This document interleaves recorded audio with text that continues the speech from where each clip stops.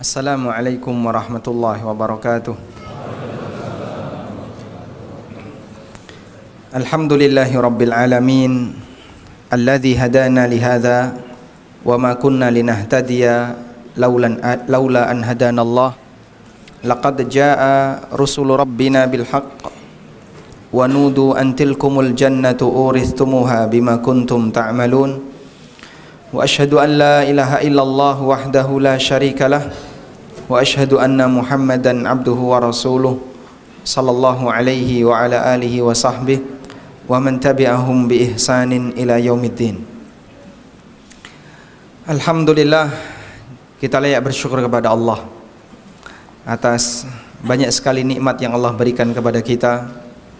Allah kasih kita nikmat aman sehingga Bapak Ibu bisa beraktivitas di pagi hari ini tanpa ada perasaan takut.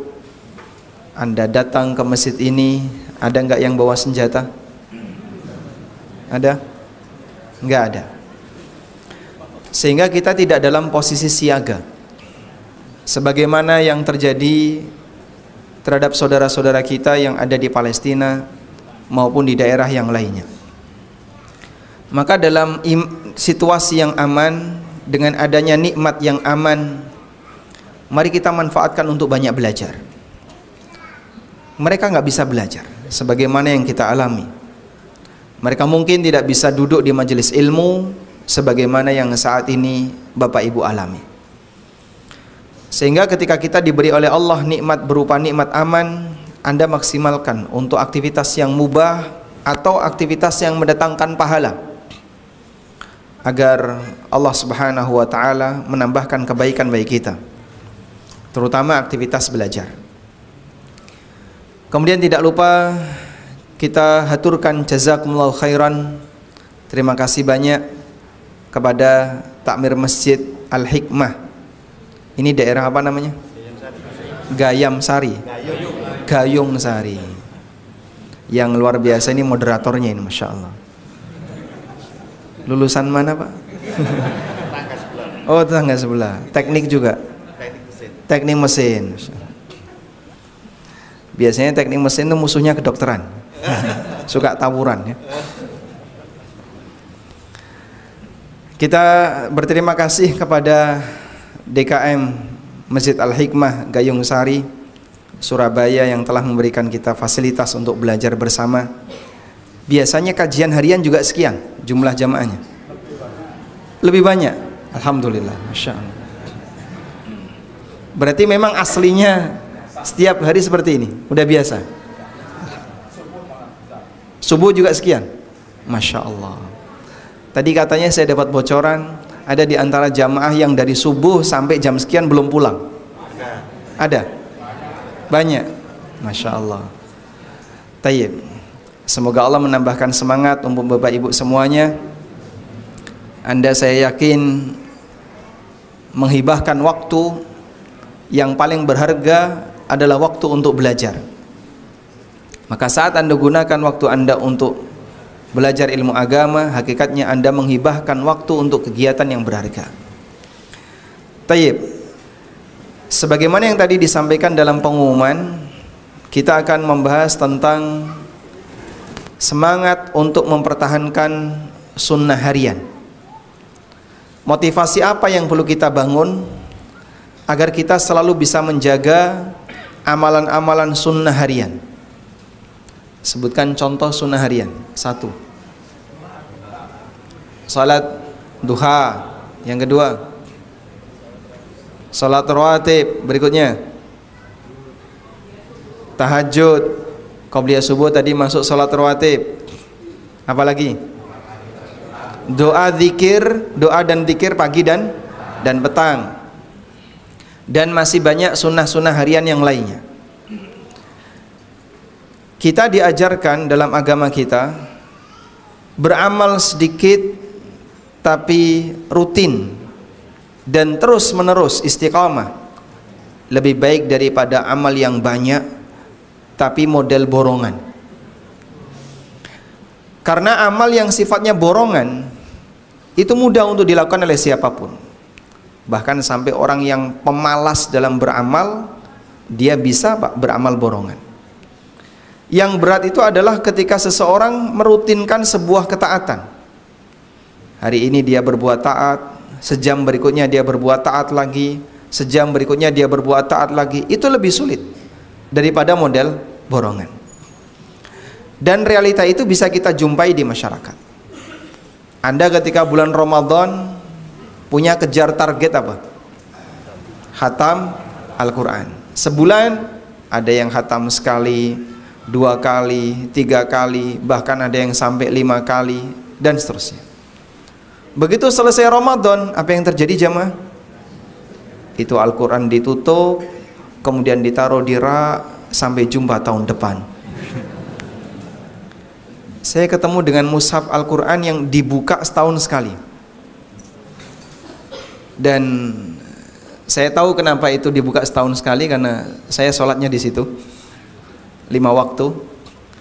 Sehingga mushaf ini baru tersentuh oleh jamaah setahun sekali. Makanya begitu menjelang tanggal 1 Ramadan, kegiatan pertama takmir adalah ngeresi beleduk. Al-Qur'annya penuh dengan debu, itu dilapi, dibersihkan, karena besok malam tanggal 1 akan dipakai untuk tadarus yang pertama. Sehingga kalau model seperti ini mungkin banyak orang bisa melakukannya. Beramal dengan cara borongan langsung dalam jumlah banyak, kemudian setelah itu ditinggal sampai jumpa tahun depan. Sampai pun orang yang malas dalam beramal bisa melakukannya. Sehingga andaikan Al-Quran yang dibaca dalam waktu 1 bulan tadi dibuat rutin, begini saja ya, Bapak baca per malam misalnya 1 lembar atau 1 halaman. Jumlah halaman Al-Quran itu berapa? Kalau 1 juz itu ada 10 lembar, 20 halaman, 30 juz, berarti 600 halaman. 600 ada setahun lebih ya? Lebih, berarti kurang lebih 300 ya. Maka Bapak Ibu kalau membaca 1 muka setiap hari khatam itu 1 tahun, 300 hari. Anda akan menghatamkan dalam waktu 300 hari jika sehari hanya membaca 1 muka. Saya yakin lebih berat yang ini, tiap malam baca 1 muka tapi nggak pernah absen, daripada ketika dia dikasih pilihan langsung kamu baca 1 Quran dalam waktu 1 bulan. Karena masyarakat secara umum lebih gampang melakukan amal yang sifatnya borongan daripada amal yang sedikit tapi dibuat rutin. Namun yang diajarkan dalam syariat kita, amalan yang terbaik adalah amalan yang rutin meskipun sedikit. Sebagaimana yang disabdakan oleh Nabi sallallahu alaihi wasallam, wa inna ahabbal a'mali ilallah adwamuha wa in qalla. Sesungguhnya amal yang lebih dicintai oleh Allah adalah amal yang paling dawam, artinya amal yang rutin dikerjakan, wa in qalla, meskipun sedikit. Baik. Selanjutnya, apa manfaat ketika seseorang itu punya amal yang rutin walaupun sedikit? Jadi begini jamaah. Ada manusia yang disebut sebagai ahli bidang tertentu. Misalnya ada sebutan ahli sholat, ahli puasa, ahli membaca Quran, ahli sedekah, ahli. Ahli itu kan ada standarnya, sehingga tidak kemudian orang beramal sekali sudah disebut ahli. Bapak pernah sholat? Pernah. Berapa kali setahun? 2 kali setahun, Idul Fitri, Idul Adha. Apakah disebut ahli sholat? Tidak. Kenapa? Intensitasnya terlalu sedikit. Sehingga ketika intensitasnya terlalu sedikit, terlalu kecil, maka dia tidak disebut sebagai ahli salat. Saking seringnya intensitas ketika dia beramal, kadang putus, kadang nyambung. Ketika orang itu beramal dan karena saking seringnya, barulah dia bisa disebut sebagai ahli. Maka karena mungkin dia rajin datang ke kuburan ya, setiap hari dia ke kuburan, maka disebut sebagai ahli. Ya enggak? Sebutan kayak gini boleh nggak? Boleh. Atau ahli ziarah kubur? Yang benar ahli kubur atau ahli ziarah kubur? Dia lebih sering ke kuburan daripada ke masjid. Makanya kalau disebut ini ahli masjid, kayaknya orang ini jarang ke masjid kok. Dia kalau tidur itu di kuburan, nyari wangsit itu di kuburan, nyari apa misalnya biar dia bisa punya pikiran yang seger, itu nyarinya di kuburan. Maka kalau terlalu sering ke kuburan kayak gini, dikhawatirkan nanti masyarakat menyebutnya sebagai ahli kubur. Baik, seseorang bisa disebut sebagai ahli salat kalau intensitas salatnya tinggi, disebut sebagai ahli puasa ketika intensitas puasanya tinggi, dan demikian seterusnya. Kalau dalam urusan dunia disebut sebagai orang ahli atau expert di bidang tertentu, itu kan kalau dia sudah menempuh katanya 10.000 jam. 10.000 jam itu jika dia kerja dari mulai jam 8 sampai jam 5 dengan istirahat siang 1 jam, kurang lebih menempuh waktu tempuh yang harus dia lakukan adalah selama kurang lebih 10 tahun. Baru disebut sebagai orang yang expert di bidang tertentu. Tapi kalau kemudian baru sebulan, 2 bulan, dia dianggap sebagai pemula. Dia belum dianggap sebagai orang yang ahli di bidang tertentu. Itu kalau urusan dunia. Dalam urusan agama kita disebut sebagai ahli apabila kehidupannya dominan diwarnai dengan itu. Maka ahli Quran adalah mereka yang hidupnya dominan diwarnai dengan Quran. Ahli salat adalah orang yang dominan kehidupannya diwarnai dengan salat. Demikian pula puasa, demikian pula amal yang lainnya. Orang menjadi ringan untuk melakukan itu karena kehidupannya dominan diwarnai dengan amal tersebut. Dan saat seseorang sudah sampai pada tingkatan ahli, disitulah dia punya harapan dipanggil oleh Allah menuju surga melalui pintu amal yang menjadi keahliannya. Dipanggil menuju surga melalui pintu amal yang menjadi keahliannya. Sebagaimana disebutkan dalam hadis yang sahih dari sahabat Abu Hurairah radhiyallahu anhu, Nabi sallallahu alaihi wasallam bersabda, "Faman kana min ahli salati du'iya min babis salah, wa man kana min ahli al-jihad du'iya min babil jihad, wa man kana min ahli siyami du'iya min babir rayyan, wa man kana min ahli sadaqah du'iya min babis sadaqah." Siapa yang ahli salat akan dipanggil dari pintu salat. Yang ahli jihad dipanggil dari pintu jihad. Yang ahli puasa dipanggil dari pintu ar-rayyan. Yang ahli sedekah dipanggil dari pintu sedekah. Nabi sallallahu alaihi wasallam tidak menyebutkan semuanya. Jumlah pintu surga ada berapa? Ada berapa? 8. Apa dalilnya? Resiko yang duduk di depan ya. Apa dalil kalau jumlah pintu surga ada 8? Hadis riwayat Bukhari dari sahabat Umar bin Khattab radhiyallahu anhu bahwa Rasulullah sallallahu alaihi wasallam pernah bersabda, "Man tawadda'a fa ahsanal wudu', thumma qala," barang siapa yang berwudu dan dia menyempurnakan wudunya, kemudian setelah itu dia membaca asyhadu an la ilaha illallah wahdahu la syarikalah wa asyhadu anna muhammadan abduhu wa rasuluh. Kemudian jawab Nabi SAW, illa futihat lahu abwabul jannati tsamaniyah fadakhala min ayyi babin sya'a. Maka pintu surga yang jumlahnya 8 akan dibukakan untuknya dan dia boleh masuk ke dalam salah satu, dia boleh masuk melalui surga, dia boleh masuk ke dalam surga melalui salah satu pintu yang telah disediakan oleh Allah Subhanahu wa taala. Sehingga pintu surga ada berapa? Pintu surga ada 8. Kalau pintu neraka? Kalau pintu neraka ada berapa? 9 atau 10? Ada 7. Apa dalilnya? Apa dalil kalau pintu neraka ada 7? Gelombang radio ya? Oh ya. Bismillah. Kadang putus, kadang nyambung. Allah Subhanahu wa taala berfirman tentang neraka, laha sab'atu abwabin likulli babin minhum juz'um maqsum. Neraka itu punya 7 pintu, masing-masing pintu sudah ada bagiannya. Atau pakai begini? Baik. Bismillah. Bismillah, cek. Tes. Baik. Kalau cek bisa lancar, tapi kalau sudah bicara banyak dia mogok kayaknya. Tapi baterainya full ini. Kalau indikator baterainya full.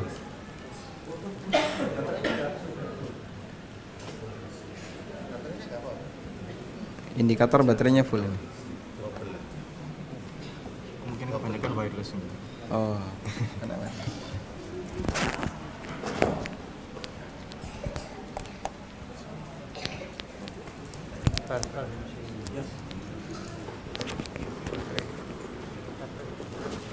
Bismillah. Lebih jelas? Nah. Yang utama dari kajian itu suaranya ya. Kalau gambarnya nggak penting. Makanya Fir'aun ketika menolak dakwahnya Musa alaihissalam, alasannya pakai apa? Suara.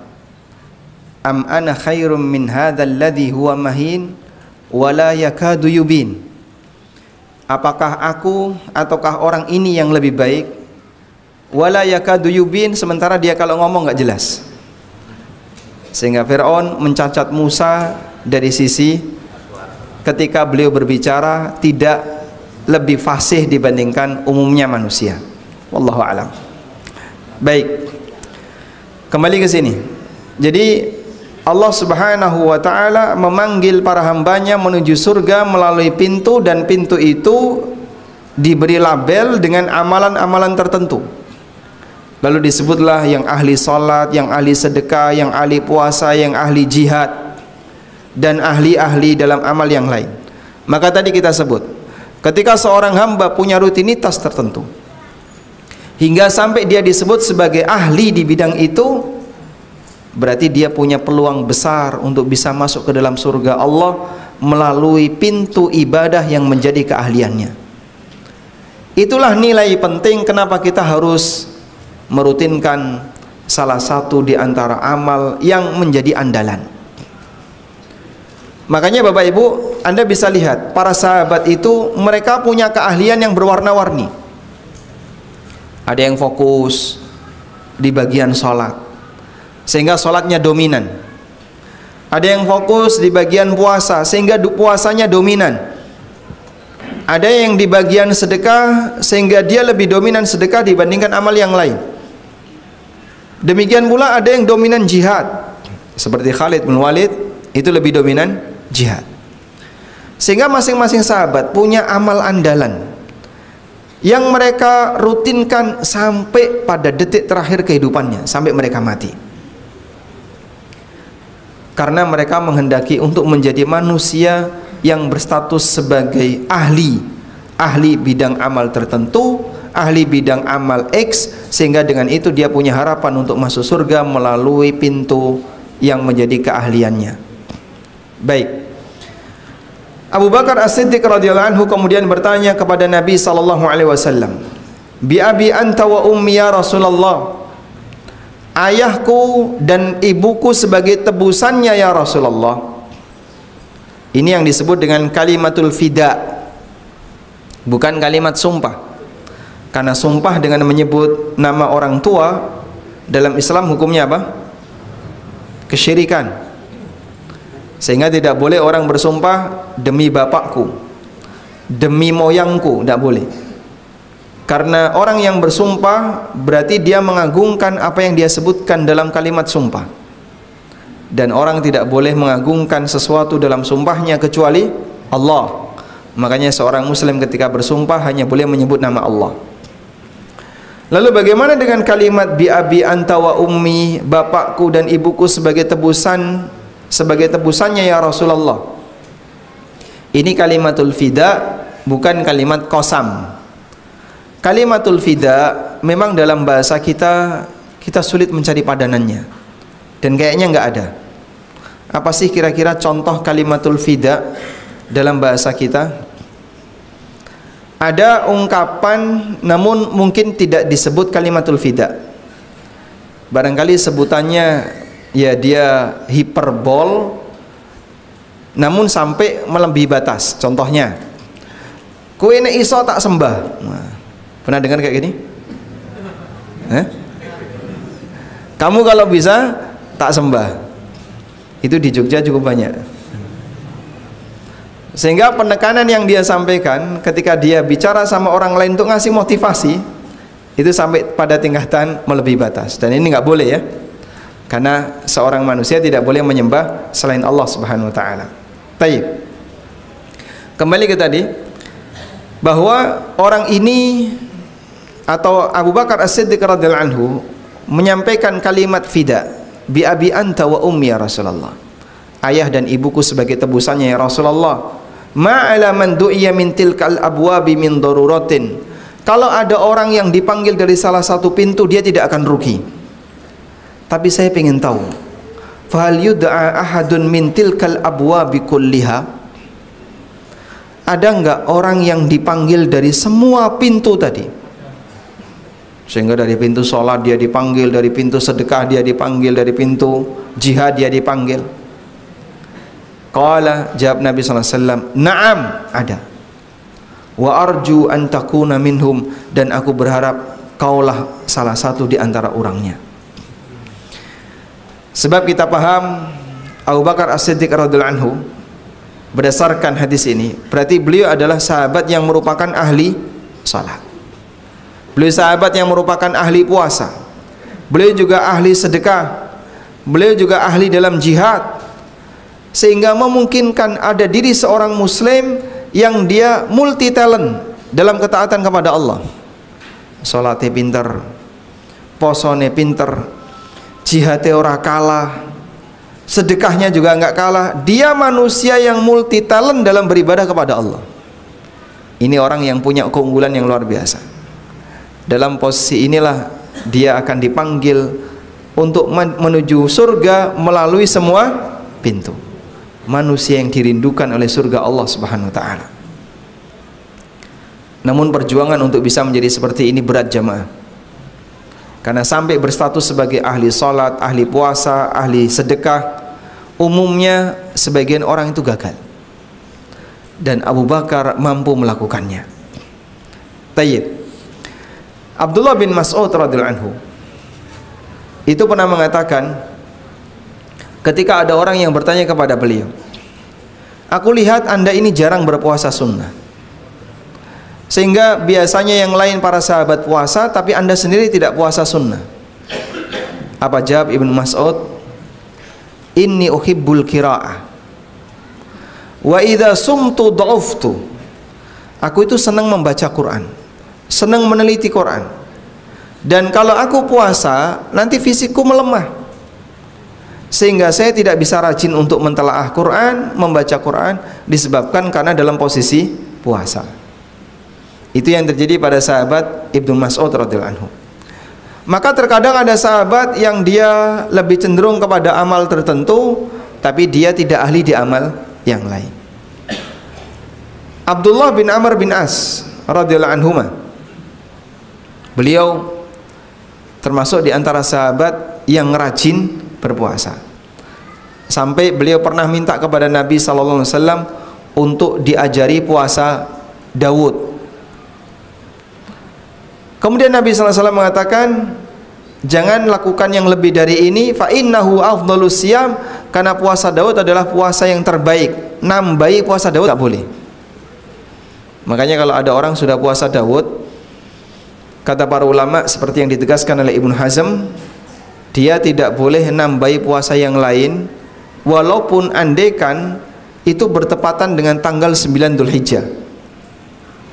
Sehingga misalnya ya, tanggal 4 dia puasa, berarti tanggal 5 nggak puasa, tanggal 6 dia puasa, tanggal 7 tidak puasa, tanggal 8 dia puasa, berarti tanggal 9 Dzulhijjah boleh nggak puasa? Nggak boleh.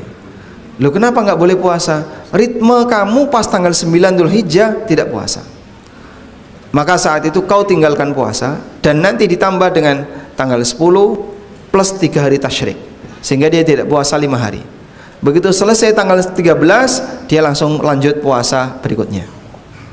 Itu yang dialami oleh orang yang sedang puasa Daud. Sehingga posisi orang yang puasa Daud, maka dia tidak boleh nambahi puasa sunnah yang lainnya. Baik. Artinya para sahabat Rasulullah SAW secara umum mereka dalam masalah amal soleh ternyata tidak seragam. Ada yang lebih banyak di posisi A, ada yang banyak di posisi B, ada yang banyak di posisi C, sesuai dengan passion masing-masing.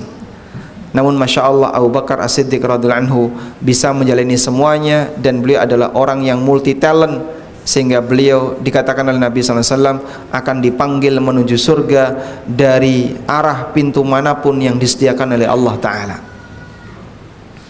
Dalam hadis yang lain dari sahabat Abu Hurairah radhiyallahu anhu, Nabi SAW mengatakan, likulli amilin babun min abwabil jannah. Setiap orang yang beramal dia disediakan satu pintu surga, yud'a minhu bidzalikal amal, dan dia akan dipanggil menuju surga melalui pintu amal tersebut yang itu merupakan amal kebiasaannya.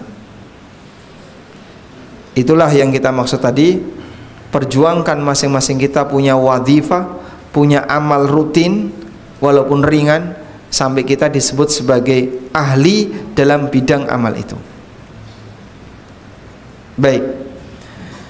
Manfaat yang kedua, kalau tadi manfaat yang pertama kan adanya harapan untuk bisa dipanggil menuju surga melalui pintu ibadah yang kita menjadi ahlinya.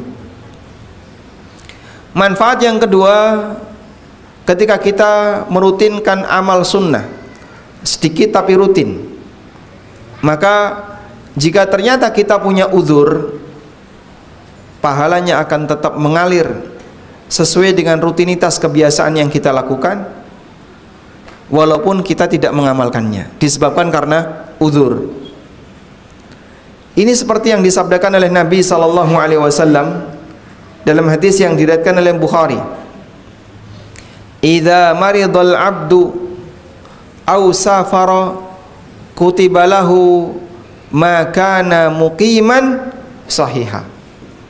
Apabila ada seorang hamba yang sedang sakit atau dia safar, maka dicatat untuknya sebagaimana amal soleh yang menjadi kebiasaannya ketika dia mukim dan ketika dia sehat. Masya Allah.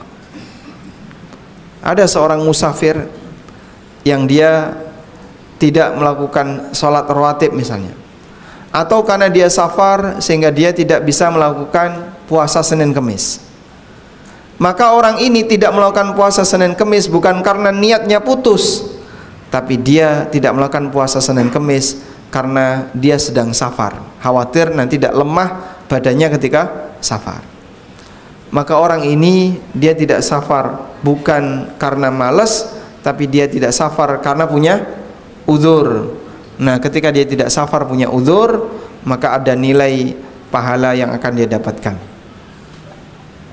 Dia tetap mendapatkan pahala sesuai dengan kegiatan ibadah yang dilakukan ketika dia sehat dan ketika dia tidak sedang safar.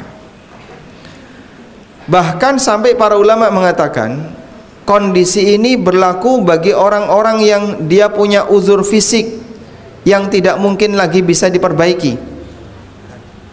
Apa uzur fisik yang tidak bisa lagi diperbaiki?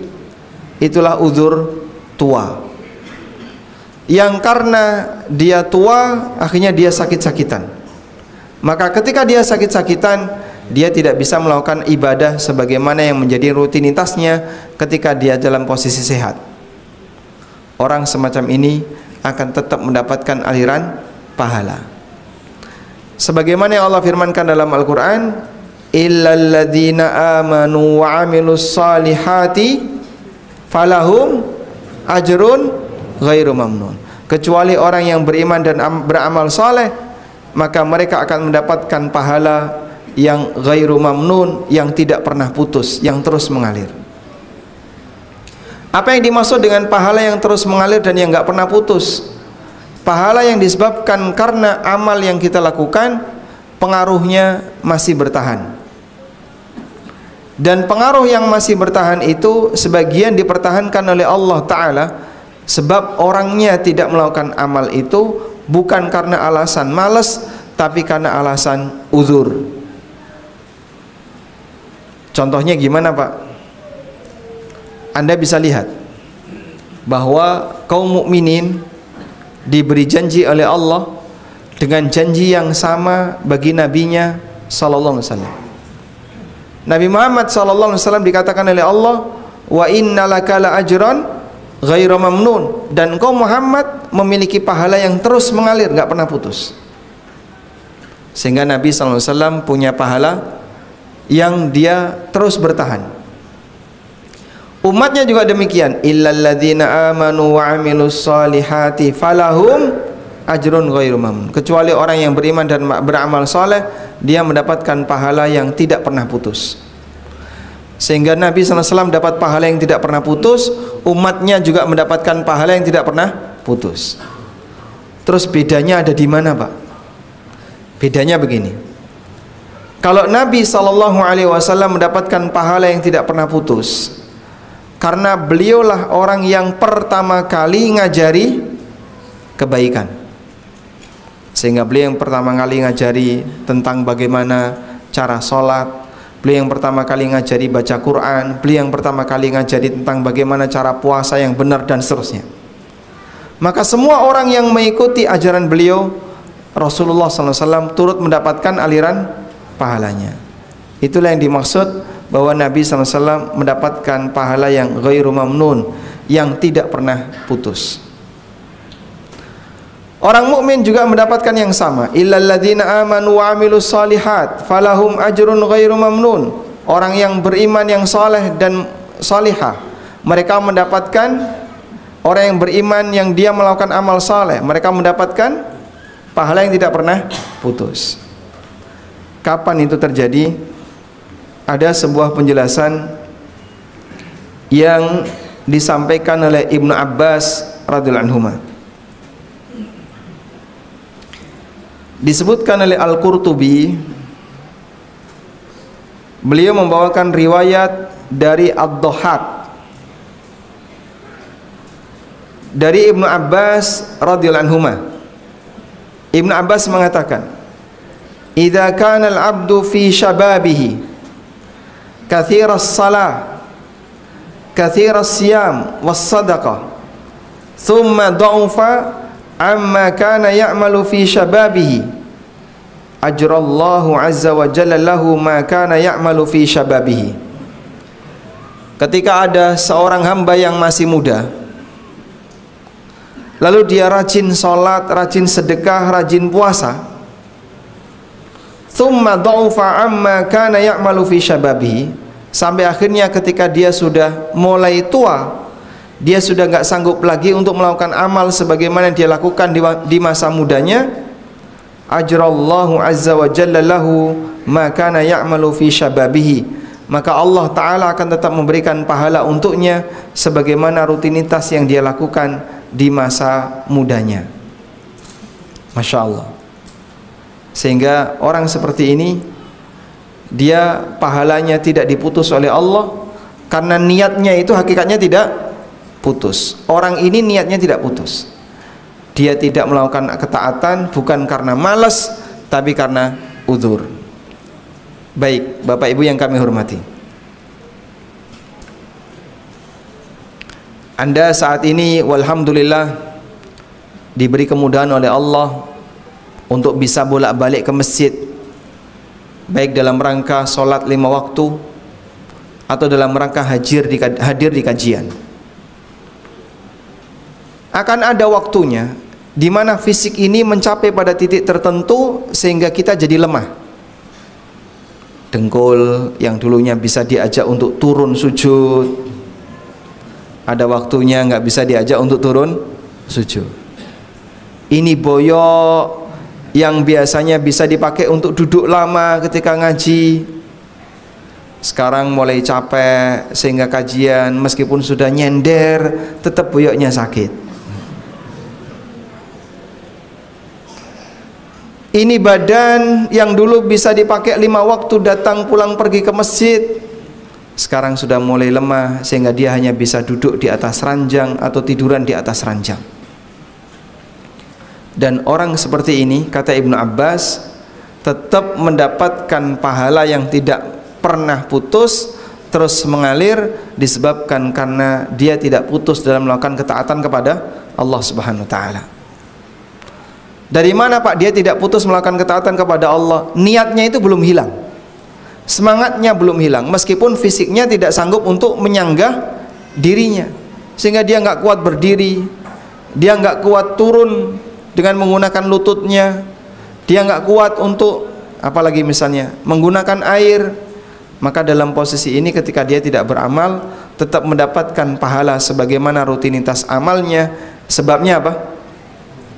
Karena dia meninggalkan itu bukan disebabkan malas, tapi karena punya uzur. Makanya kalau ada ungkapan olahraga itu tabungan kesehatan di hari tua, olahraga itu tabungan kesehatan di hari tua, kata dokter demikian ya.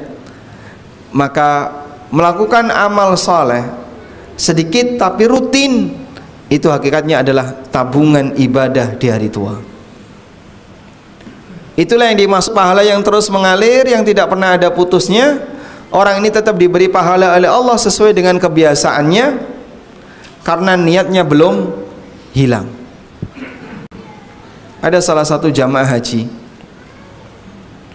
yang usianya mungkin sekitar 70 atau 80 tahun,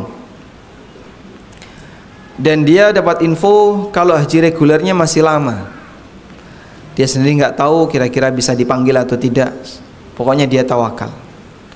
Sampai ada salah satu di antara anaknya yang mengusulkan, "Bapak coba tarik saja duit itu." Buat apa duit itu disimpan di bank pemerintah? Toh nanti akan dipakai untuk ini, untuk itu, dan seterusnya. Ya, seperti isu kemarin ya, dana haji akan dipakai untuk infrastruktur, akan dipakai untuk pembangunan ini, pembangunan itu, sehingga masyarakat muslim ramai ketika itu. Nah, ada orang yang kemudian diminta oleh anaknya, tarik saja itu Pak. Buat apa kita simpan di situ? Terlalu lama, sekian puluh tahun. Baik, tapi sang bapak tidak mau.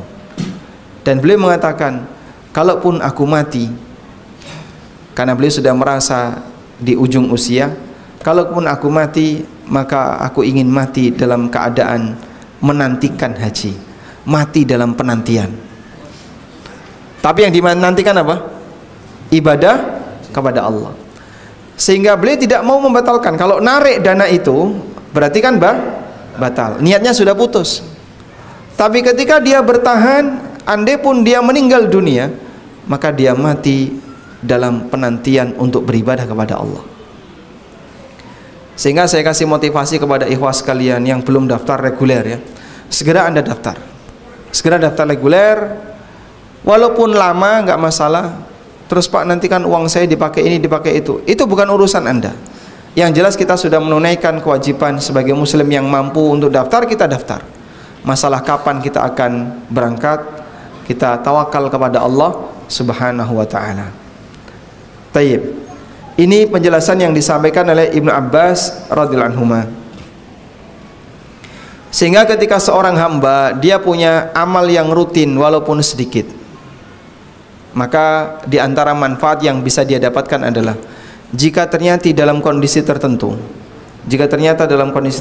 dia tidak sanggup lagi melakukan amal itu, pahalanya ternyata tidak hilang, tetap mengalir, karena dia tidak beramal. Sebabnya bukan karena malas, tapi sebabnya karena apa? Udzur. Sehingga dengan sebab udzur inilah yang bersangkutan tetap diberi pahala oleh Allah Subhanahu wa taala. Wallahu a'lam. Baik. Sehingga jamaah dimulakan Allah taala dengan berusaha untuk memiliki sunnah harian, manfaat pertama yang bisa kita dapatkan adalah apa tadi? Dipanggil menuju surga sesuai dengan pintu yang menjadi keahlian amal kita. Yang kedua, kita mendapatkan janji ajrun ghairu mamnun, pahala yang tidak pernah putus. Kapan itu terjadi? Jika kita sudah punya kebiasaan amal soleh tertentu, lalu amal soleh itu tidak jadi kita lakukan disebabkan uzur tertentu, terutama uzur tua ya. Yang namanya tua Pak, ditunggu makin tua atau kembali muda? Orang tua kalau ditunggu makin tua atau kembali muda? Makin tua. Mas, aku wis tua, wis reso nang masjid. Nggih, Bapak tunggu dulu, barangkali nanti semakin muda Bapak bisa datang ke masjid. Sebab orang yang dalam posisi dia sudah lanjut usia, makin ditunggu bukan makin membaik, tapi umumnya makin memburuk. Sehingga dalam situasi ini ketika dia tidak bisa datang, dia tidak bisa datang karena uzur, dan dia tetap mendapatkan pahala sesuai dengan rutinitas dan kebiasaannya. Ini berbeda kalau orang tidak memiliki rutinitas dan kebiasaan. Maka ketika dia nggak punya rutinitas dan kebiasaan hal yang baik tersebut, jika dia mati, dia nggak mendapatkan pahala sesuai yang dijanjikan ya. Misalnya karena dia tidak punya kebiasaan untuk sholat tahajud, maka mungkin sesekali dia sholat tahajud. Saat dia sholat tahajud, dia belum bisa disebut sebagai ahli tahajud karena belum menjadi kebiasaannya, baru sesekali yang sifatnya insidental. Sehingga kalau sudah jadi kebiasaan, bagian itulah yang akan terus mendatangkan pahala walaupun orangnya sudah tidak bisa lagi untuk beramal. Wallahu alam. Selanjutnya, jamaah dimulakan Allah Subhanahu wa taala, dalam masalah memilih amal soleh yang mau kita rutinkan, Nabi SAW menyarankan ambillah yang ringan dan jangan terlalu berat. Tujuannya apa? Karena Anda ketika mau melakukan amal soleh itu kerjakan sampai menjelang kematian. Dan dulu para sahabat itu demikian. Maka kalau mereka mendapatkan wasiat dari Nabi SAW melakukan amal A, melakukan amal B, para sahabat ketika dapat wasiat itu, Nabi SAW ngasih wasiat kepada mereka sesuai dengan amal yang menjadi kemampuannya dan sesuai dengan latar belakang orangnya. Dan dalam posisi seperti itulah para sahabat mereka punya amal andalan masing-masing. Ada yang ahli sholat, ada yang ahli puasa, sebagaimana yang tadi kita sampaikan. Rasulullah SAW menekankan, khudhu minal a'mali ma tutikun. Silahkan kalian ambil amal yang mampu untuk kalian rutinkan. Jangan terlalu berat. Karena ini mau dibuat sampai tua, sampai ujung kehidupan. Abdullah bin Amr bin As yang tadi kita sebut sebagai orang yang ahli puasa, beliau mengusulkan kepada Nabi SAW untuk puasa tiap hari. Maka Nabi SAW mengatakan, innaka lan tastati', kau tidak akan mampu. Kemudian Nabi SAW menyarankan, berpuasalah 3 hari tiap bulan, karena setiap kebaikan akan dilipatkan 10 kali. Kemudian kata Abdullah bin Amr, aku lebih bisa seperti itu, aku mampu untuk bisa menambahkan puasa lebih banyak lagi. Kemudian Nabi SAW mengatakan, sum yauman wa aftir yauman, puasalah sehari dan jangan puasa sehari, tilka siyamu Daud wa dzalika khairus siyam. Silakan kamu puasa sehari dan tidak puasa sehari, itu adalah puasa Nabi Daud dan itu merupakan puasa yang terbaik. Apa yang dilakukan oleh sahabat Abdullah bin Amr? Beliau menjalani Daud itu sampai mati. Dan ada satu hal yang menarik yang disampaikan oleh sahabat Abdullah bin Amr. Pada saat di usia senja, di usia tua, sahabat Abdullah bin Amr menyesal. Dan beliau mengatakan, li'an akuna qabiltu rukhsata Rasulillah sallallahu alaihi wasallam ahabbu ilayya min ahli wa mali. Andaikan kemarin aku menerima rukhsah dan keringanan dari Nabi SAW, suruh puasa 3 hari tiap bulan, saya kemarin nerima itu, maka itu lebih baik daripada lebih aku cintai dibandingkan ahli wa mali, seluruh keluargaku dan hartaku. Sehingga sahabat Abdullah bin Amr khawatir kalau pedot maka dianggap tidak istiqomah, maka beliau pertahankan walaupun sudah tua, beliau tetap puasa Daud. Dan di saat itu beliau mulai kelelahan, kecapean. Kenapa? Dulu saya tidak mengikuti pesan Nabi SAW puasa 3 hari tiap bulan. Jadi seperti itu cara sahabat beramal, bukan model mut-mutan Pak ya. Ini lagi mut-mutan, ini lagi mut Daud ya. Kalau nggak mut, nggak tahu poso. Ini lagi mut, sregep maca Quran. Begitu moodnya hilang, tidak baca Quran. Bukan seperti itu. Mereka lakukan itu secara rutin, kerjakan itu secara rutin, bahkan sampai di usia tuanya. Wallahu a'lam. Walhamdulillahirabbil alamin. Sekarang pas jam 10 Pak. Sesuai dengan rencana kita bahwa materinya sifatnya hanya pengantar, dan tadi kita sudah sampaikan bagaimana motivasi yang diberikan oleh syariat agar kita bisa merutinkan amal walaupun sedikit, karena itulah yang salah satunya menjadi andalan kita untuk bisa masuk surga Allah Subhanahu wa taala. Wallahu a'lam wa sallallahu ala nabiyyina Muhammadin wa ala alihi wa sahbihi wasallam. Terima kasih Ustaz. Itu kan dipakai kursinya? Sudah. Hah? Jenengan jajar kula mawon ya. Tak kenal maka ta'aruf. Setelah ta'aruf jajar kula ya. Jangan ganteng. Bapak Ibu sekalian, luar biasa. Sudah kira-kira bisa dipahami ya, apakah Bapak Ibu sekalian setelah mendapatkan paparan dari Ustadz Ami sudah ada pilihan kira-kira amalan apa yang menjadi kebanggaan kita nanti jika kita menghadap Allah Subhanahu wa taala? Sudah gambaran? Jangan bertabur. Mulai dari yang kecil tapi istiqomah.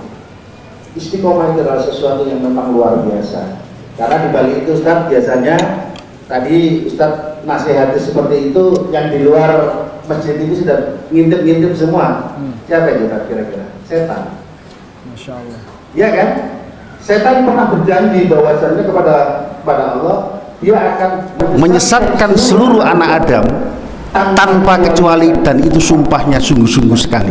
Tidak ada sumpah yang menandingi kesungguhan daripada sumpahnya setan.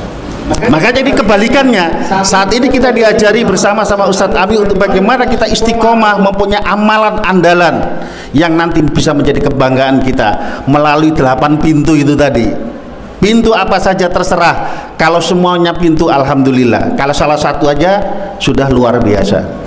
Untuk selanjutnya Bapak Ibu sekalian, kita punya waktu 1 jam. Ini tadi ada pertanyaan, silahkan melalui tulisan boleh, dan langsung ya sebentar Pak, sabar. Kalau Bapak ini paling aktif Pak di masjid kita kalau bertanya. Ahli bertanya. Jadi selama 1 jam kita buka tanya jawab. Kita bagi ya, untuk ini dari bapak-bapak, nanti juga dengan ibu-ibu. Pertanyaan terbaik menurut Ustadz Ami insya Allah akan diberikan imbalan, hadiah berupa buku.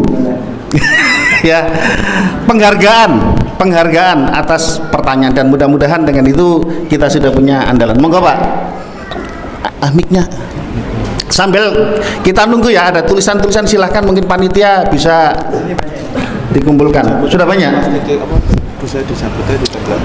Singkat Pak, singkat to the point. Assalamualaikum warahmatullahi wabarakatuh. Assalamualaikum warahmatullahi wabarakatuh. Waalaikumsalam warahmatullahi wabarakatuh. 2 boleh Ustaz ya? Boleh. Pokoknya singkat, jelas, padat. 1 aja lah. 1 Ustaz, mohon penjelasan. Sholat itu kan wajib ain. Kenapa ini menjadi, harusnya kita harus rutin, diperintah atau tidak diperintah? pahalanya tetap. Ini mohon penjelasan Ustaz. Selain yang lain, sedekah dan lain. Mohon maaf. Terima kasih Ustaz. Ya, jadi pertanyaan gimana Pak? Salat adalah wajib ain. Wajib. Iya, artinya orang harus wajib rutin itu. Orang harus rutin sholat. Rutin sholat, yang jadi pahalanya pintu sholat. Ya. Ya Pak, ini yang wajib Pak. Padahal yang kita bicarakan sunnah kan tadi. Yang wajib Pak, sholat Kalau wajib. orang sudah melaksanakan wajib ain pas sholat, apakah dia sudah disebut sebagai ahli sholat? Mungkin begitu? Sehingga dia berhak untuk mendapatkan pintu sholat ketika masuk surga. Wallahu alam. Jika hanya sebatas melaksanakan kewajiban, memang seseorang sudah berhak untuk mendapatkan surga. Suatu ketika ada badui yang datang menghadap Nabi sallallahu alaihi wasallam. Ya Rasulullah, jelaskan kepada kami kewajiban sehari semalam dari salat yang Allah berikan kepada kita. Kemudian Nabi sallallahu alaihi wasallam mengatakan, as-salawatul khamsu, hanya salat 5 waktu. Illa an tatatawwa'a, kecuali kalau kau mau menambahkan salat sunnah. Kemudian sahabat ini bertanya lagi, ya Rasulullah, jelaskan kepada kami apa kewajiban puasa yang harus saya tunaikan. Kemudian Nabi SAW mengatakan, siyamu Ramadan illa an tatatawwa'a, kewajiban kamu adalah puasa Ramadan kecuali kalau kamu mau melakukan amal sunnah. Lalu setelah mendapatkan penjelasan dari Nabi SAW aneka amal-amal yang wajib, selanjutnya sahabat ini pergi sambil mengatakan, bi abi anta wa ummi ya Rasulullah, la azidu ala dzalika wa la anqus. Ayah dan ibuku ya Rasulullah sebagai tebusannya, aku tidak akan menambahkan dan tidak akan mengurangi amal ini. Setelah orang ini pergi agak jauh, di mana suara sudah tidak bisa mendengar, kemudian Nabi SAW mengatakan, dakhalal jannah in sadaqah. Kalau pengakuan orang ini benar, dia akan masuk surga. Sehingga hanya mengamalkan yang wajib saja, berdasarkan hadis ini, sudah memenuhi syarat untuk bisa mendapatkan surga. Namun Nabi SAW tidak menyebut dia sebagai ahli salat atau ahli puasa atau ahli yang lain. Sehingga bagaimana cara dia masuk ke dalam surga? Apakah juga dipanggil dari pintu-pintu yang menjadi keahlian ibadah tadi? Wallahu alam, kita tidak tahu. Namun yang jelas Nabi SAW telah memberikan penekanan kepada orang ini, jika dia jujur, dia masuk surga. Dakhalal jannah in sadaqah. Oleh karena itu, sebatas mengamalkan yang wajib, maka itu sudah memenuhi syarat untuk bisa menjadi ahlul jannah insyaallah. Wallahu alam. Tetap pintu sholat sampai dapat insyaallah, supaya istiqomah dan niatnya ikhlas. Ya, perlu diperhatikan Pak, tidak ada pintu pertanyaan. Masuk surga oleh pintu pertanyaan. Sambil dulu ya, saya bertanya ya. Silakan. Ada pertanyaan begini, apakah pahala terus mengalir jika orang yang ahli amal tadi meninggal dunia atau hanya saat ada udur saja? Jadi pahala yang mengalir tadi itu kalau tadi sempat ada udur, kalau meninggal dunia bagaimana? Kalau orangnya sudah mati, apakah pahalanya tetap mengalir? Baik.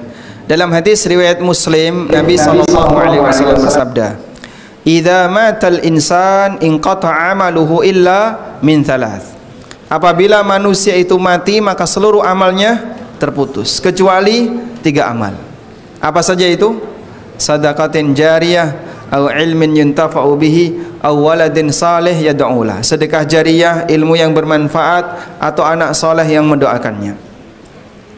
Sehingga ini dalil, apabila orangnya sudah mati, maka pahalanya itu putus, kecuali jika dia punya amalan yang pengaruhnya nggak hilang, disebabkan karena pengaruh baiknya masih bertahan. Misalnya pernah wakaf masjid, pernah wakaf AC, wakaf lampu, wakaf kipas, wakaf genteng, apapun yang Anda wakafkan, termasuk karpet.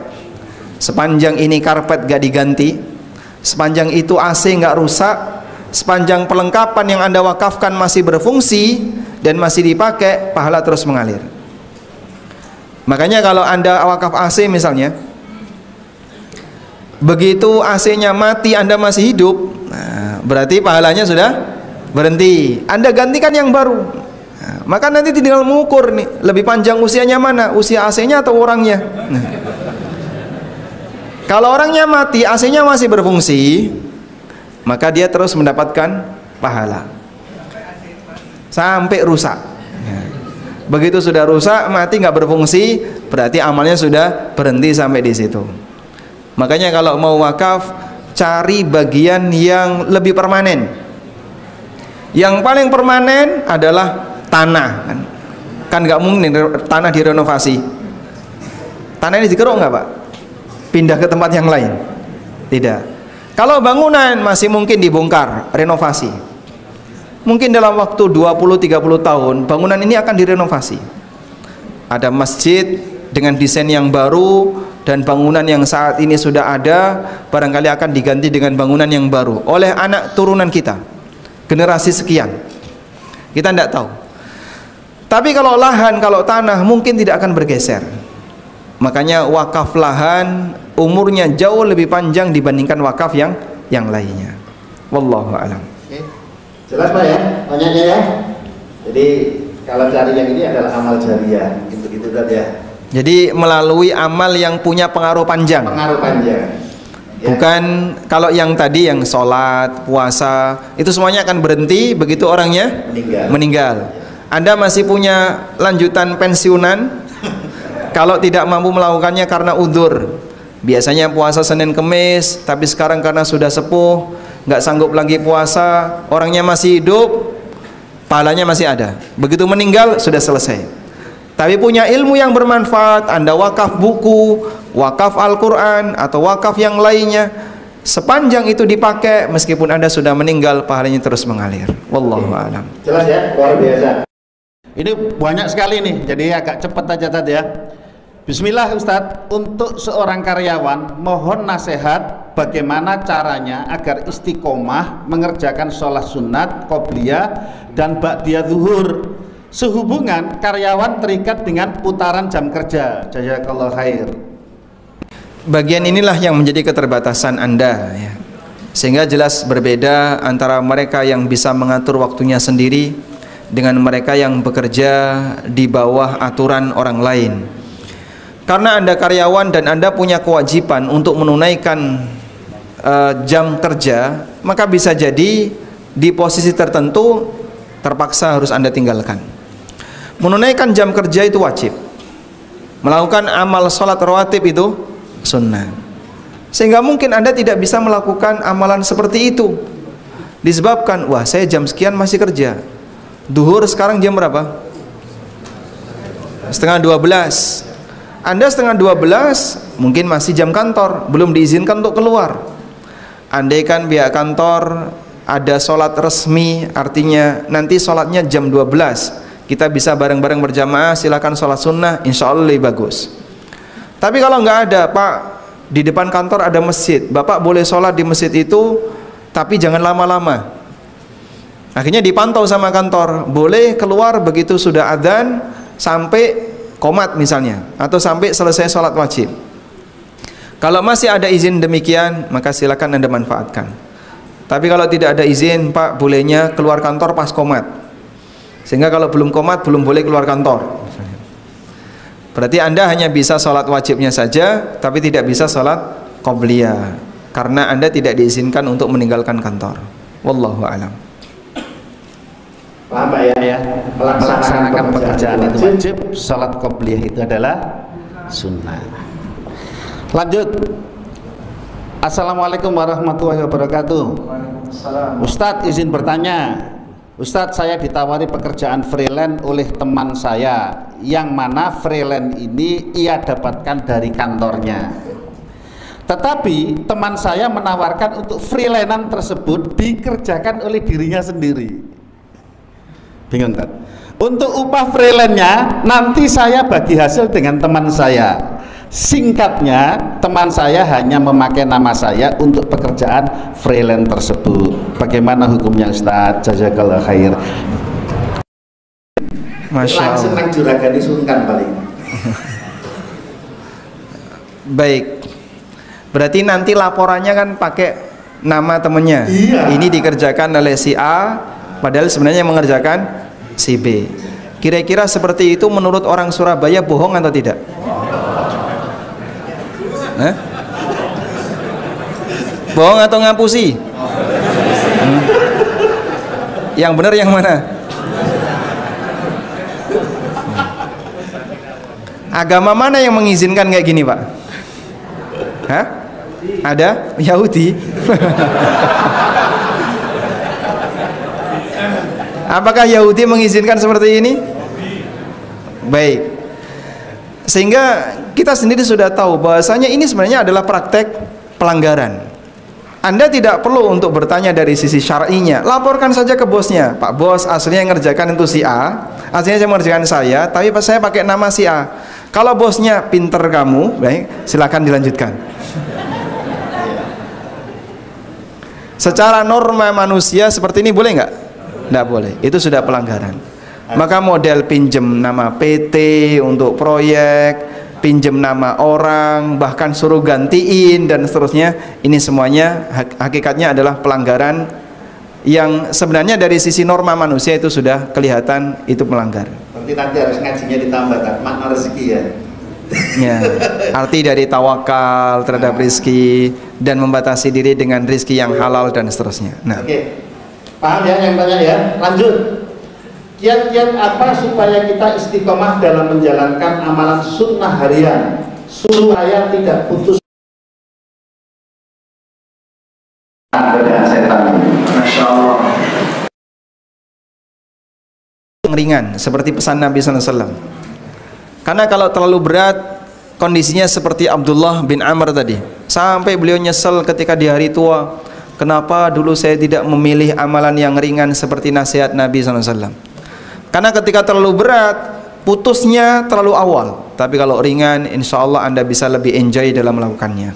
Yang kedua, pilih amal yang sesuai passion ya. Sebagaimana kita bekerja sesuai passion. Nah, masing-masing orang itu harus mengenali passion amalnya masing-masing. Saya itu cocoknya di mana ya Pak? Saya kalau suruh sholat, dah saya ngeluh. Suruh poso, ngeleh. Suruh sedekah, medit. Jihad ya ora iso. Apa ya kira-kira? Insyaallah. Ada satu Pak, saya sebenarnya berharap bisa itu. Cuman kayaknya nggak boleh sama istri pertama. Nek kaya ngene Mas, dudu amal nih kaya. Baik. Sehingga kalau seperti ini Anda tolong ngukur. Seperti Ibnu Mas'ud. Ibnu Mas'ud itu tahu ukurannya. Saya kalau rajin puasa, nanti amal yang ini saya melemah. Makanya saya lebih senang untuk mutolaah Al-Quran, mengaji Quran. Sehingga untuk menjaga energi, Ibnu Mas'ud jarang puasa sunnah. Bukan berarti nggak pernah ya, jarang puasa sunnah. Ada sahabat yang dia dipesani oleh Nabi SAW amal yang ringan.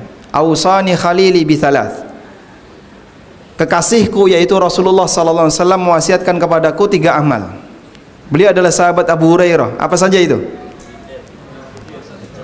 Salat duha 2 rakaat, witir sebelum tidur, selanjutnya satu lagi, puasa 3 hari setiap bulan.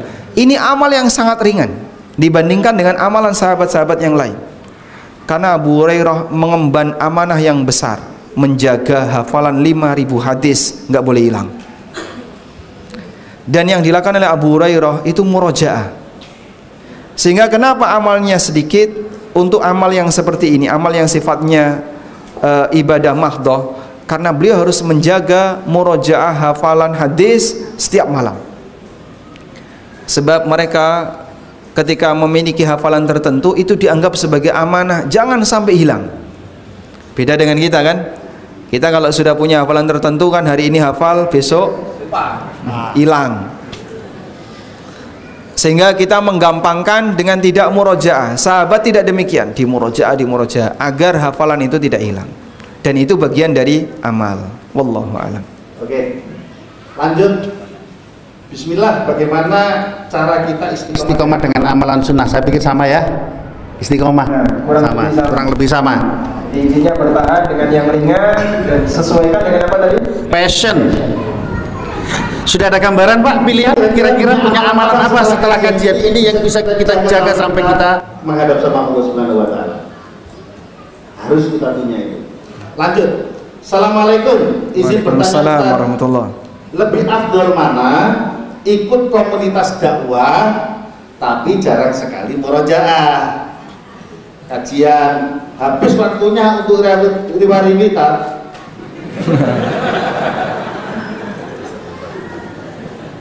Poin plusnya dapat dekat dengan Ustadz dan mudah komunikasi secara langsung dengan Ustadz, atau fokus kajian saja sehingga banyak waktu untuk murojaah dan amalan-amalan sunnah lainnya. Terima kasih atas jawabannya. Jazakallahu khairan. Masya Allah. Baik, yang kita cari itu apa sih ketika dekat dengan Ustadz? Ya? Barokah ya? Melu mangan duren. Sehingga ada di antara panitia yang dia dekat dengan Ustadz, harapannya Ustadz kan suguhannya enak-enak. Mesti siso. Akhirnya dia bisa ikut makan bareng Ustadz. Inikah yang dicari? Kalau bagiannya yang dicari ya gagal ya. Berarti dia tidak mendapatkan apapun. Seharusnya ketika kita dekat dengan Ustadz, berarti kita adalah orang yang pertama kali mendengarkan tausiah Ustadz, mendengarkan ceramah dari Ustadz.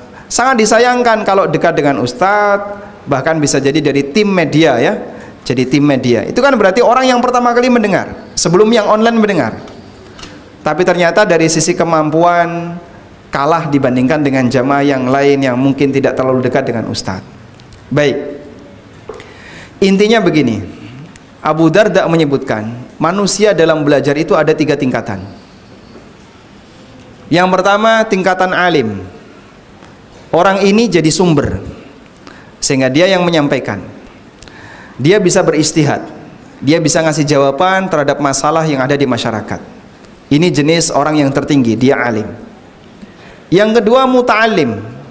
Ini orang yang sedang berproses menuju alim. Posisi muta'alim ketika dia belajar, dia punya target. Dia menekan dirinya, dia menghafal, dia murojaah, dia siap dengan ujian, dia siap ketika ditanya, dia catat setiap faedah ilmu yang dia dapatkan, bukan sebatas udu kuping, tapi dia serius. Ini muta'alim. Bahasa kita kalau muta'alim itu seperti santri yang mondok atau mahasiswa yang kuliah. Mereka ini muta'alim. Yang ketiga mustami'. Mustami' pendengar setia, penggemar kajian. Umumnya yang ikut kajian umum tuh jenis yang ketiga ini. Jadi Bapak Ibu sekalian rata-rata mustami'. Meskipun nyatet, saya yakin Anda nyatet, tapi setelah selesai Anda nyatet kan ditutup. Murojaahnya kapan? Nggak pernah murojaah. Sehingga kadang catatannya itu double gitu ya. Ustadz ini pernah menyampaikan ini catat gitu. Itu double dengan ustadz yang kemarin. Bahkan kadang dia sendiri nggak merasa kalau dia sudah punya catatan tentang itu. Betul Pak ya? Karena posisi Anda mustami'. Mustami' itu pendengar setia, penggemar kajian, senang mendengarkan. Ketika di rumah ya dengerin YouTube, kadang punya TV dengerin radio Roja atau TV Roja atau TV-TV yang lain, Al-Iman, cuma dengerin saja. Itu mustami'. Ini tingkatan yang paling bawah. Abu Darda radhiyallahu anhu mengatakan, kun aliman au muta'alliman au mustami'an wala takun ar-rabi'a fatahlak. Jadilah seorang alim. Kalau nggak bisa jadi muta'allim. Kalau nggak bisa jadi mustami'. Dan jangan jadi yang keempat, kau akan binasa. Sehingga kadar minimal mustami'. Maka yang berada di luar yang sama sekali nggak pernah hadir dalam forum kajian, itu orang keempat. Mereka nggak perhatian dengan aturan, mereka nggak ngerti batasan halal haram, mereka nggak ngerti mana riba mana bukan riba. Fatahlak, sehingga orang ini tenggelam dalam maksiat, dia binasa dengan maksiat. Bersyukur masih bisa menjadi manusia jenis yang ketiga. Wallahu a'lam. Jangan putus asa jadi manusia, mendengarkan, mencatat, ngamalkannya tetap berupaya. Semuanya punya tugas beramal. Jadi baik alim, muta'alim maupun mustami' semua punya tugas beramal. Tapi kalau dilihat dari ukuran ilmu manusia ada 3 ini. Kita bicara untuk standar ilmu. Kalau amal semuanya punya tanggung jawab yang sama. Nah, Oke, lanjut. Bismillah. Jika amalan terhalang oleh orang lain, contohnya seorang istri terhalang dari perintah suami, apakah masih mendapat pahala dan amalan diganti sebanding dengan amalan itu? Ini kita bicara tentang hierarki. ya.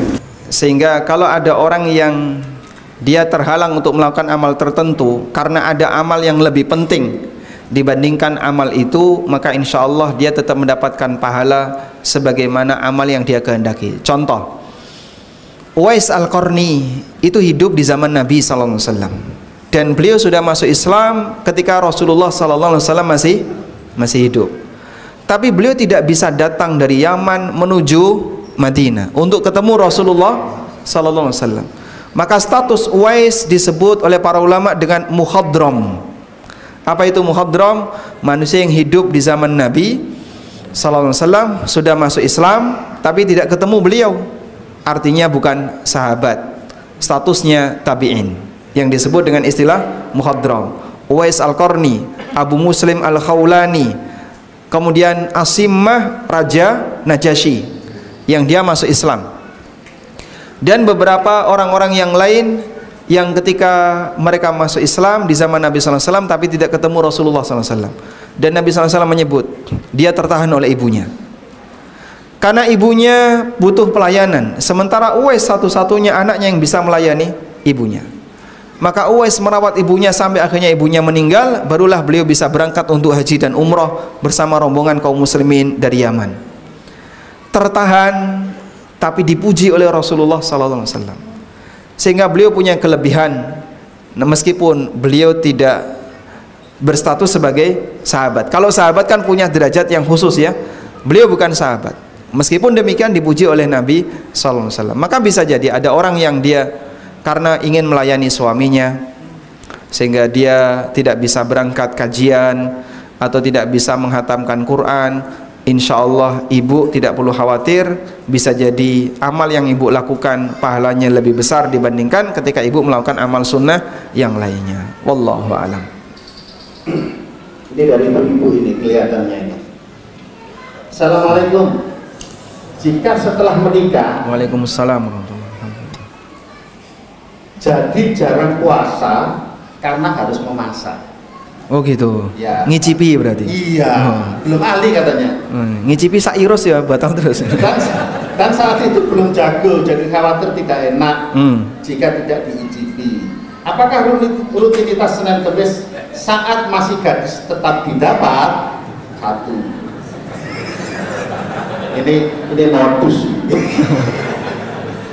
Lalu setelah punya bayi, wah lanjut jadi tambah sulit untuk sholat malam dan zikir setelah sholat. Setelah itu bagaimana menghidupkan sunnah-sunnah itu kembali bagi ibu rumah tangga? Masya Allah, barakallahu fiik. Luar biasa, ini pada dapat hadiah ini Pak. Nah, Masya Allah, hadiahnya apa? Ada orang utang. Masya Allah. Nanti bisa diambil hadiah. Ini siapa? Nggak ada namanya masalahnya ini. Nah, nanti hubungi panitia ya. Dapat hadiah buku orang utang. Oh ya, nanti dari sampean aja kasih pertanyaan. Oh gitu, baik. Tayyib. Apabila ada seorang wanita yang dulu punya rutinitas amal soleh seperti puasa sunnah, kemudian tahajud, lalu setelah punya anak, semua itu menjadi tidak bisa rutin seperti dulu. Karena perhatian Anda berpindah, energi Anda berpindah. Yang dulunya dipakai untuk ibadah sifatnya pribadi, sekarang beralih kepada ibadah berupa memberi layanan kepada keluarga, baik suami maupun anaknya. Apakah masih tetap dapat pahala seperti dulu? Wallahu alam, dohirnya tidak. Tapi Anda tidak akan kehilangan kesempatan itu ketika anak sudah dewasa. Aisyah radhiyallahu anha setelah ditinggal wafat oleh Nabi sallallahu alaihi wasallam, beliau rajin puasa Daud atau rajin berpuasa setelah ditinggal wafat oleh Nabi sallallahu alaihi wasallam. Sehingga Pada waktu Aisyah masih membersamai Nabi SAW, beliau punya utang puasa dan beliau nyaurnya kapan? Bayar puasanya kapan? Qadanya kapan? Bulan Sya'ban. Artinya mepet dengan Ramadan. Dalam kurun waktu yang demikian panjang, selama 11 bulan Aisyah tidak puasa. Dan kalaupun beliau puasa ya jarang-jarang. Begitu Sya'ban baru beliau qada puasa. Lima kanati Nabi sallallahu alaihi wasallam, karena posisi Nabi sallallahu alaihi wasallam. Karena beliau khawatir begini, nanti kalau saya puasa wajib untuk qada Ramadan, kemudian Nabi sallallahu alaihi wasallam datang dan beliau ingin menunaikan hajat dalam posisi saya sedang puasa wajib, terhalangi. Sehingga Aisyah tidak mau terjadi seperti itu, maka Aisyah radhiyallahu anha menunda utang puasanya itu sampai mepet dengan bulan Ramadan, yaitu pas bulan Sya'ban. Itu salah satu di antara contoh adanya perubahan strategi beramal yang dilakukan oleh seorang istri disebabkan karena dia sudah berkeluarga. Makanya kunci surga untuk wanita lebih longgar dibandingkan kunci surga yang dialami oleh lelaki. Nabi SAW mengatakan, "Idza shallatil mar'atu khamsaha wa shamat syahraha wa ahsanat farjaha wa ata'at ba'laha dakhalat ilal jannati min ayyi babin sya'at." Apabila seorang wanita mengerjakan salat 5 waktu, menjaga puasa Ramadan, dia menjaga kehormatannya dan mentaati suaminya, maka dia boleh masuk surga dari pintu manapun yang dia inginkan. Dan itu ibadah yang sifatnya apa? Lebih kepada pelayanan keluarga. Salat 5 waktu, puasa Ramadan. Bukan jihad, rajin sedekah, bersosial di masyarakat. Karena itu tugas lelaki. Yang wanita lebih banyak di dalam rumah. Wallahu a'lam. Oke, luar biasa. Lanjut. Ini ada pertanyaan menarik. Ustadz, apakah saya mengikuti arisan keluarga? Pas dapat arisan, maka yang dapat ketempatan dan memberi manfaat pada peserta arisan. Makan-makan. Mungkin jamu ya. Ya. Kalau tidak boleh, solusinya bagaimana? Jadi dia sudah menyimpulkan sendiri. Kalau tidak boleh, solusinya bagaimana? Masya Allah. Yang beliau tanyakan solusinya bukan hukumnya ya. Ya, solusinya gimana ini? Baik. Justru yang lebih penting adalah Anda membuat kesamaan frekuensi di keluarga Anda. Karena ini kan arisan keluarga, artinya ada banyak orang yang terlibat. Mungkin Anda bisa sesuai dengan aturan. Ini tidak boleh karena di sini ada riba. Yang dapat arisan berarti dia harus memberi makan kepada seluruh peserta arisan yang lain. Sebab prinsip arisan itu apa? Utang piutang. Maka yang dapat berarti dia dapat utang dari siapa? Anggota yang lain. Kalau di situ disyaratkan dia harus ngasih makan kepada anggota-anggota ini, berarti ada manfaat dalam transaksi utang piutang. Dan itu masuk kategori apa? Riba. Tidak boleh. Baik, Anda bisa paham. Masalahnya keluarga Anda yang lain paham nggak? Pak, di sana belum pernah Pak istilah riba itu disebut. Mereka nggak paham sama sekali. Lah kalau kemudian Anda beda sendiri, saya nggak mau ngasih makan kepada kalian semua. Wah, nanti di luar ketika renengi medit kumit pelit. Disebut apa? Pelit, disebut kumet, medit, disebut bakhil. Mungkin Anda akan dikomentari seperti itu. Padahal maksud Anda biar di situ tidak ada praktek riba. Makanya yang pertama mungkin edukasi tentang ini disampaikan kepada mereka. Yang kedua, Anda bisa kasih solusi kayak gini. Jadi bukan syarat yang dapat arisan kedapatan tempat. Arisan undian sendiri, yang kedapatan tempat urutan sendiri. Misal ini kan acara keluarga ya. Terah misalnya, acara terah. Maka acara terah urutannya sesuai dengan urutan usia. Ya, yang paling tua di paling belakang ya. Barangkali sebelum waktunya dia sudah mati kan ya. Maka diurutkan dari yang muda dulu, kemudian muter, dah, kemudian nanti muter lagi. Sementara untuk arisannya, maka mengikuti putaran yang berbeda. Bisa pakai undian atau pakai misalnya yang lainnya. Yang jelas ada ritme yang berbeda antara makan-makan dengan arisan. Insya Allah kalau seperti itu tidak ada kaitannya dengan arisan dengan makan-makan. Wallahu a'lam. Oke, waktu tinggal 14 menit ya? 20, 10 menit. Masya Allah. 10 menit, tidak terasa kita sudah 1,5 jam. Alhamdulillah. 1,5 jam kita bahas masalah bagaimana kita semangat untuk mengamalkan amalan-amalan soleh, amalan sunnah. Bapak Ibu sekalian, perlu diketahui, tadi ini perlu saya kenalkan juga, Ustadz Ami itu selain dia berceramah, mengikuti kajian-kajian di beberapa masjid di seluruh Indonesia. Bukan di seluruh Indonesia. Ya, dia mempunyai karya berupa buku banyak sekali. Kalau coba dilihat di channelnya apa ANB, Amin Nurbaik, nah itu luar biasa banyak buku tentang fikih terutama. Ada fikih sholat, ada fikih muamalah, ada fikih tentang waris yang saya baca itu banyak sekali. Sehingga mungkin pertanyaan yang segini banyak, ini nggak mungkin nanti dijawab satu-satu ini. Bisa ditemukan di buku-buku itu. Tidak kalah efektifnya. Dan insya Allah panitia di depan itu menyediakan. Monggo nanti langsung dikunjungi standnya panitia. Untuk selanjutnya sisa waktu monggo Ustadz Ami memberikan pertanyaan kepada jamaah yang nantinya ini dikasih ribet. Masya Allah. Nah, jawabannya ada 5 pertanyaan, monggo. Ini ada satu pertanyaan lagi ya. Oh, satu ya? Mungkin coba diangkat ini Pak. Silakan. Bismillahirrahmanirrahim. Semoga Ustadz sekeluarga selalu sehat. Amin. Walakum bimithlin. Mohon bertanya, apakah seorang suami berkewajiban menghajikan istri dan anak-anaknya? Baik. Ya, 2 kan. Bagaimana bila uangnya untuk haji hanya cukup bagi suami saja? Apa harus tunggu aja istrinya? Jazakumullah khair. Masya Allah. Baik. Untuk yang pertama, apakah suami punya kewajiban untuk menghajikan istri dan anak-anaknya? Kembali kepada pertanyaan, apakah haji itu termasuk nafkah atau bukan? Sehingga ketika itu tidak termasuk nafkah, maka bukan bagian dari kewajiban seorang suami.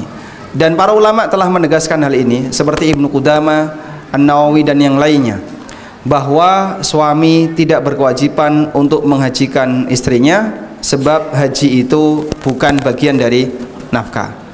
Maka kalau istri mau haji, kemudian dia dikasih oleh suaminya, itu sifatnya hadiah, lebih dari sebatas nafkah, dan itu lebih dari kewajiban.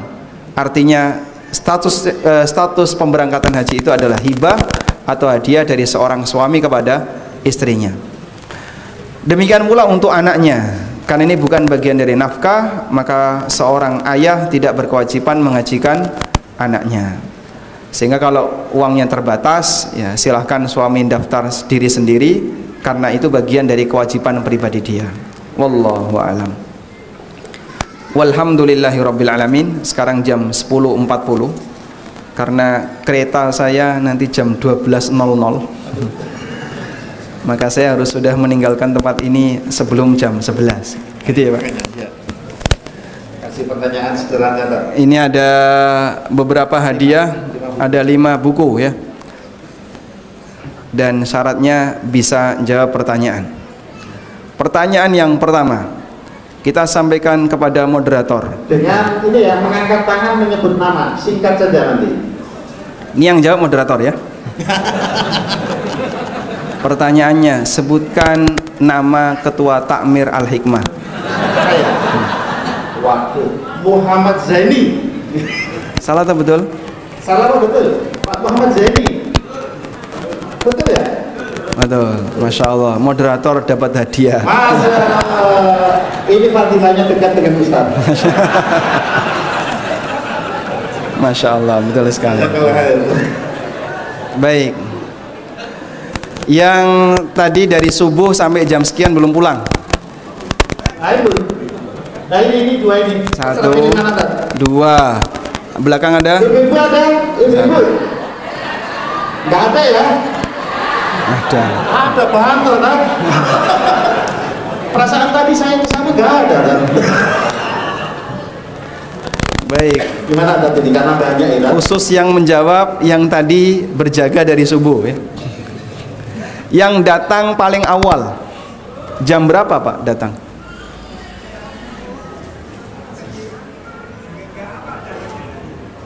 Jam 3.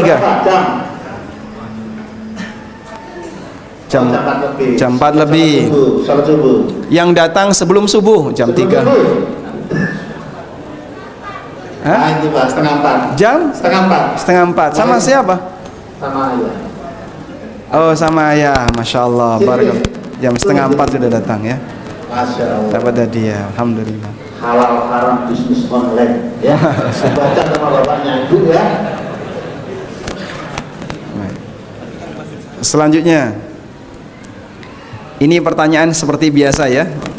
Di antara jamaah yang sepanjang hidupnya belum pernah utang. Utang janji? Hah? Ya utang, semua utang. Nggak pernah utang? Kecuali pinjamkan. Pinjamkan. Memberi utang pernah? Pernah. Kalau berutang nggak pernah? Berapa orang? 1, 2, 3. Oh banyak. Baik, pertanyaannya. Loh, kalau banyak kan perlu diundi. Penentunya adalah pertanyaan ya. Pertanyaannya, sebutkan cara untuk istiqomah dalam beramal. Siap, Bapak yang angkat tangan duluan. 1, cari amalan yang ringan. Yang kedua, cari amalan yang sesuai passion. Masya Allah, barakallah fiikum. Dari mana Mas? Kebonsari. Oh ya dekat. Yang paling jauh. Baik, selanjutnya yang paling jauh. Yang paling jauh dari mana? Ini kan ada Prigen. Dari mana Mas? Adrian, Jalan Prigen. Jombang. Ada yang dari Solo, belakang ibu-ibu. Solo. Aceh. Domisili mana domisili? Sidoarjo. Sidoarjo Pak. Nanti ada yang ngomong saya dari Soviet, tapi domisili Kebonsari.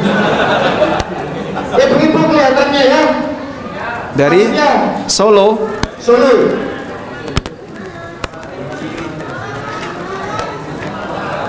Semarang. Ya wes lah kasih kami ibu biar selesai ya. Baik. Dari Semarang. Oh dari Sorong. Ya wes kasih kami ibu biar seneng lah. Baik. Pertanyaan yang terakhir ya. Yang terakhir. Tadi kita menyebut nama sahabat Abu Hurairah yang beliau punya 3 amalan ya. Pertanyaannya, sebutkan nama asli Abu Hurairah. Yang mana Pak? Yang anak-anak saja. Oh yang anak-anak. Baik. Kelas berapa Mas? Sini Mas, maju. Kalau salah nanti ini deh ya, murojaah. Mas, di sini Pak, di sini. Sebelah sini ya. Nama Raka. Aslinya mana? Surabaya. Kelas berapa? Kelas berapa? 7. 7 di mana? Di mana? Purwokerto. Siapa nama aslinya Abu Hurairah? Abdul Syams. Gimana tuh? Abdul Syams. Kurang tepat. Dapat Dapat hadiah santri ya. Baik. Murojaah lagi ya. Murojaah lagi. Ada yang lagi tadi? Ada? Anak yang depan. Siapa Mas? Abdurrahman bin Sa'ad. Abdurrahman bin Sa'ad. Coba diulang. Bin Sakhar. Sukunya apa namanya? Sukunya Abdurrahman bin Sakhar. Hah? Ad-Dausi. Masya Allah. Dapat hadiah nggak? Dapat hadiah. Maju Mas. Masya Allah. Sudah nikah belum? Belum. Di sini. Nikah. Sebentar. Jazakallah khairan, barakallahu fiik. Ya, sudah selesai ya? Alhamdulillah. Baik. Jazakallah khairan. Kita ucapkan kepada jamaah sekalian semuanya semangat untuk belajar. Semoga Allah Ta'ala jadikan forum kita forum yang diberkahi, dan Allah jadikan ilmu yang kita pelajari ilmu yang bermanfaat. Allahumma anfa'na bima 'allamtana wa 'allimna ma yanfa'una warzuqna ilma. Rabbana hab lana min azwajina wa dhurriyyatina qurrata a'yun waj'alna lil muttaqina imama. Rabbana atina fid dunya hasanah wa fil akhirati hasanah wa qina adzabannar. Wa sallallahu ala nabiyyina Muhammadin wa ala alihi wa sahbihi wa sallam. Wa akhiru da'wana anil hamdulillahi rabbil alamin. Wassalamu alaikum warahmatullahi wabarakatuh.